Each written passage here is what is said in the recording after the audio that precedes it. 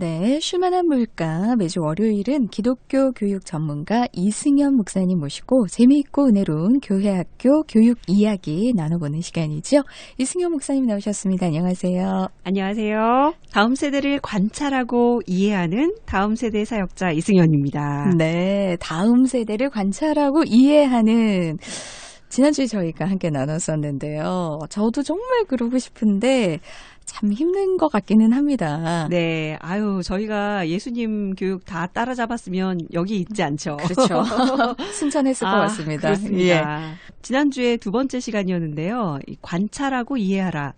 한 사람 한 사람의 상황을 관찰하고 그 영혼의 현실과 아픔을 이해해 주시면서 다가오신 예수님을 우리가 따라잡아보자. 그런 얘기를 나누었습니다. 네, 저도 좀 해보려고 했는데 일주일이 그냥 후딱 지나가 버렸어요. 아마 계속 시도하고 도전해보는 노력이 필요할 것 같습니다. 오늘은 또 어떤 주제로 만나볼까요? 예, 오늘은 예수님의 교육 따라잡기 세 번째 시간으로요. 공동체 안에서 가르치라 라는 주제를 가지고 이야기 나눠보도록 하겠습니다.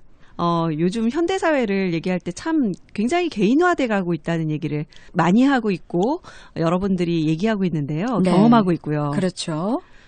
혼자 밥을 먹는다라는 말로 혼밥. 네. 네.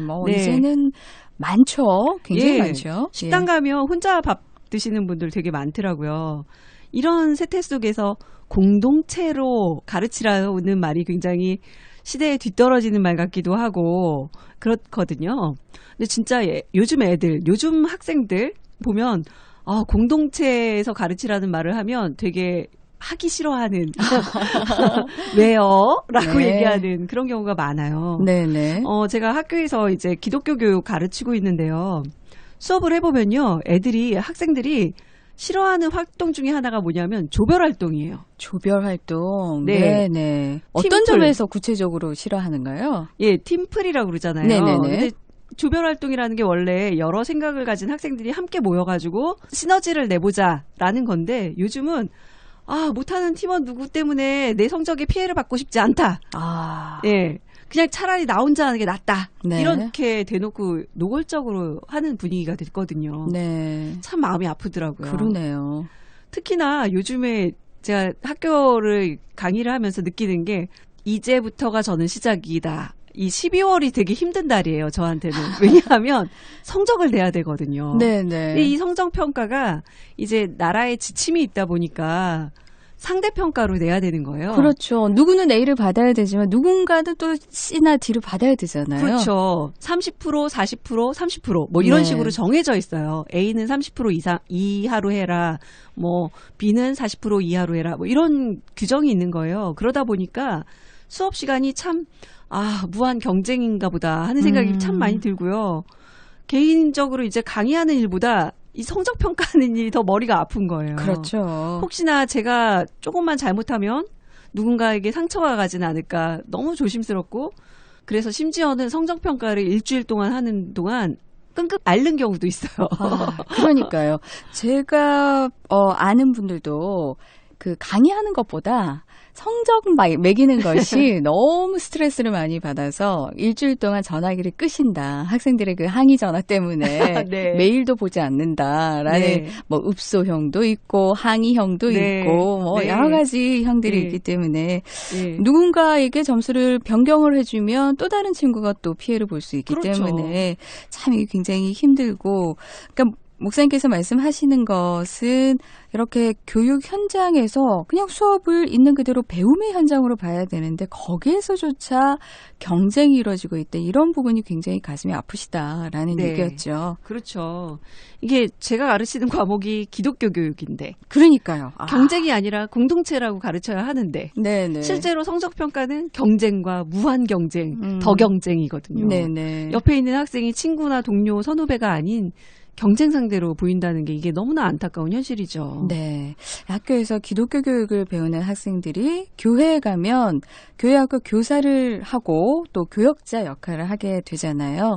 그런데 아이러니하게도 경쟁 속에서 성경의 진리를 배우는 거네요. 네, 그렇죠. 그런데 성경은 진짜 하나님 말씀은 경쟁을 가르치시는 게 없거든요. 네. 예수님도 어떻게 제자들을 가르치실 때 초엘리트들을 뽑아서 선발해가지고 무한 경쟁에 놓고 하루하루 상점 주고 별점 주고 뭐 이러면서 점수를 내신 적이 없거든요. 오디션이 없었잖아요. 그럼요. 네네.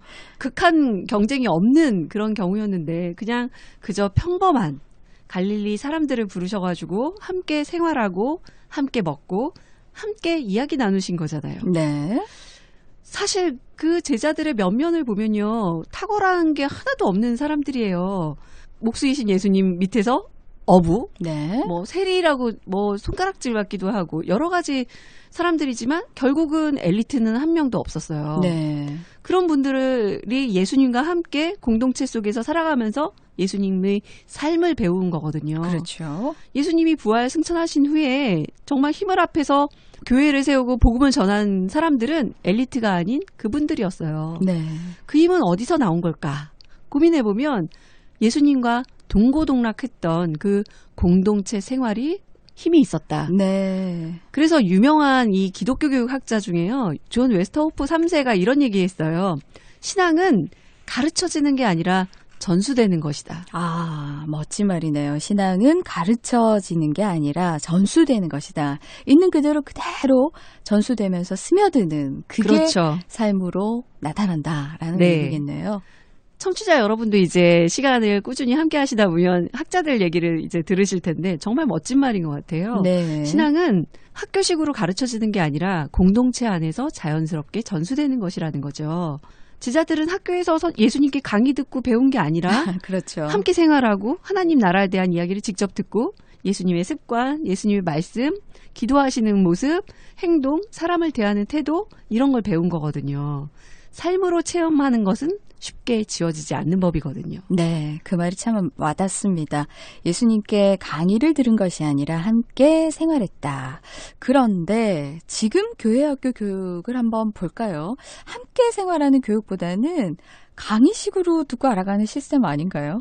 맞습니다. 그러게 오늘날 이 교육에 있어서 가장 근본적인 문제인데 정말 심각한 상황은 문제를 문제로 보지 못한다는 데 있어요. 네, 네. 늘 하던 대로 늘 그냥 지내던 대로만 하는 경우가 너무 많아요. 네. 그 중에 하나가 이제 공과 시간이나 그런 것들이죠. 네. 예수님은 앉혀놓고 뭐 교재를 가지고 하신 적도 없고 칠판에 뭘 써가면서 하신 적도 없고 그렇잖아요. 학교식으로 그렇죠. 이렇게 쫙 앉아가지고 한 적도 없고 한 사람이 마이크 들고 가르치거나 강의하거나 그런 적 없잖아요. 학교식 책상에서 학교식 선생님이 학교식 학생들에게 딱딱하게 이런 적이 없는데 네. 예수님은 그러신 적이 없는데 우리는 그러고 있지는 않은가. 네, 네. 그러면 애들이 과연 좋아할까? 안 좋아하더라고요. 네, 네. 정말 아이들이 그 시간을 때우는 시간으로 생각하는 그러니까요. 경우도 있는 것 같아요. 그러니까 우리가 가르치는 복음의 내용에 문제가 있는 게 아니라 학교식 시스템에 문제가 있다. 이런 말씀이시네요. 그렇죠. 한번 생각해 봐야 하는 게요. 똑같은 공간에서 똑같은 옷 입고 똑같은 식판에 밥을 먹는 곳이 여러 곳이 있겠지만 대표적인 곳이 감옥, 그리고 군대, 네. 학교 이 정도거든요. 네, 네. 애들이 학교를 죄송하지만 감옥이나 군대처럼 느끼지는 않을까 참 안타까워요. 네. 부정적인 이미지로 점점 아이들이 자라가면서 그렇게 갖고 있지는 않을까. 그런데 교회도 네네. 똑같은 학교식으로 해서 아이들에게 부정적인 이미지를 주고 있는 건 아닐까 네. 하는 우려가 참 많이 되고 있습니다. 네. 그러니까 지금의 문제가 교회 역시 학교를 따라가고 있다. 그렇죠. 정말 교회 학교라는 말부터가 좀 그러네요. 네, 제가 교회 학교라는 말 되게 별로 안 좋아합니다. 사실은. 그래서 네네. 교회 학교 그러면 뭔가 좀 딱딱한 느낌이 들고 배워야만 하고 뭔가 그렇죠. 시험 쳐야 될 것 같은 네. 그런 느낌도 일주일 있고. 내내 시달리고 왔는데 여기서도 또 시달려야 하나 하는 이런 생각을 줄 수가 있어서 특히나 청소년들에게요. 네. 요즘 교육부서를요, 주유소나 정거장처럼 생각하는 애들도 되게 많아요.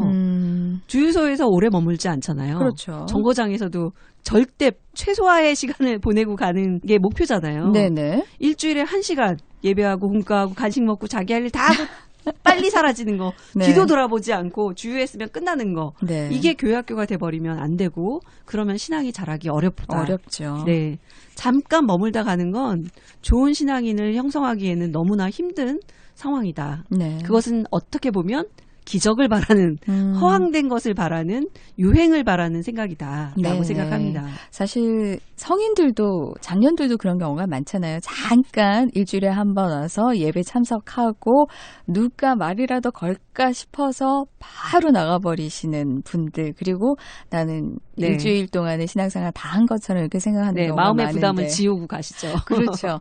그런데 작년도 문제지만 사실은 우리 청소년기에 하나님을 만나고 뜨겁게 예배하고 하나님을 경험하는 것이 너무나도 중요한 시기인데, 이때 벌써 작년을 따라한다면 작년에는 더 이상 기대할 게 없지 않겠습니까? 그렇죠. 그렇다면 학교식 교육이 아니라 우리가 교회 안에서 어떤 좀 대안적인 교육이 필요할까요? 우리가 이 대안적인 교육이라고 하면요, 무조건 어렵게만 생각하시는 경향이 있어요. 네네. 근데 이게 너무 쉬운 얘기라 오히려 납득이 좀 잘 안 되실 수도 있을 것 같아요. 아, 쉽습니까? 네, 네네. 저는 항상 쉬운 거를 추구합니다. 우리 어렸을 때 생각해보면요, 그냥 교회 마당에서 뛰어놀고 교회 장의자에서 누워있다 일어났다 앉았다 아, 저도 그랬거든요. 그랬어요. 예, 그러면서 많이 웃고 많이 놀고 많이 배우고 그랬거든요. 네. 제가 생각하는 가장 행복했던 시절 추억을 생각해보면 부목사님 댁에 우리 청소년 때 여자 친구들이 다 같이 모인 거예요. 네. 따뜻한 아랫목에 추운 겨울날. 그래가지고 그때 당시에 그 제일 싼 음식 밥풀떼기 있잖아요. 뻥이요 해가지고 나오는 그 네네. 밥풀떼기를 사모님이 주신 거예요. 네네. 막 먹고 있는데 사모님하고 앉아가지고 막 얘기를 하는데 뭐가 그렇게 재밌었는지 희희낙낙하다가 누가 재밌는 얘기를 했나 봐요. 네. 빵 터진 거예요. 어. 애들이 밥풀떼기를 먹다 뽑은 거죠. 아, 상상이 가네요. 네. 그래가지고 막 사모님 얼굴에 붓고 막 그 기억을 아직까지도 하고 계시다는 거잖아요. 너무 행복한 거죠. 네. 그냥 아무 일도 아닌 거 가지고 빵 터져서 웃고 즐거웠던 네. 그 기억들. 이런 게 사실은 우리가 교회에 붙어 있고 교회를 좋아하고 그렇죠. 하는 이미지의 많은 부분이거든요. 네, 다음 주에 또 오고 싶고 또 그렇죠. 만나고 싶고. 예. 예, 그런 게 정말 하나님을 보여주는 일이었고 하나님을 만나는 일이었어요. 네. 이렇게 자연스럽게 삶 속에서 아이들이 교회 안에서 즐거운 시간을 보내면서 자연스럽게 청년이 되고 자연스럽게 어른이 되고 자연스럽게 자녀를 낳고 그 자녀가 또 그렇게 되는 것.